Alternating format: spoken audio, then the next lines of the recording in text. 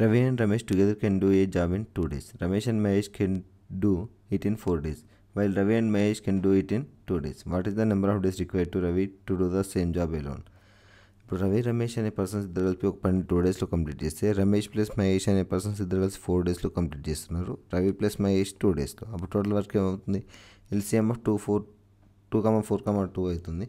Total work will be the 4 అవుతుంది. అప్పుడు efficiency of Ravi Ramesh ఏమవుతుంది? రవి రమేష్ యొక్క ఎఫిషియన్సీ 4/2 కాబట్టి 2, అండ్ ద రమేష్ మహేష్ యొక్క ఎఫిషియన్సీ 4/4 కాబట్టి 1, అండ్ రవి మహేష్ యొక్క ఎఫిషియన్సీ ఏమవుతుంది? 4/2 కాబట్టి 2 అవుతుంది. మనకి ఇక్కడ టోటల్ ఎఫిషియన్సీ తెలుస్తుంది. Total efficiency of Ravi plus Ramesh plus Mahesh will be the 2 + 1 3, 3 + 2 5.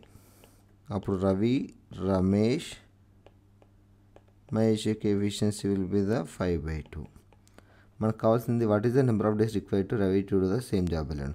Ravi ఇక్కడ ఉన్నాడు కాబట్టి ఇద్దరిని కాకుండా రమేష్ మహేష్ యొక్క ఎఫిషియన్సీ 1 తీసేస్తే మనకు అప్పుడు రవి యొక్క ఎఫిషియన్సీ తెలుస్తుంది. రవి ఎఫిషియన్సీ కావాలి అంటే రమేష్ మహేష్ యొక్క ఎఫిషియన్సీ 1 = 5/2.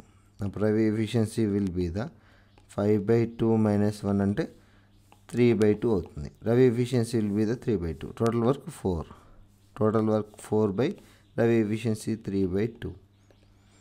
2 4 8 8/3 డేస్. రవి ఒక్కడే ఆ పనిని 8/3 డేస్లో కంప్లీట్ చేస్తాడు.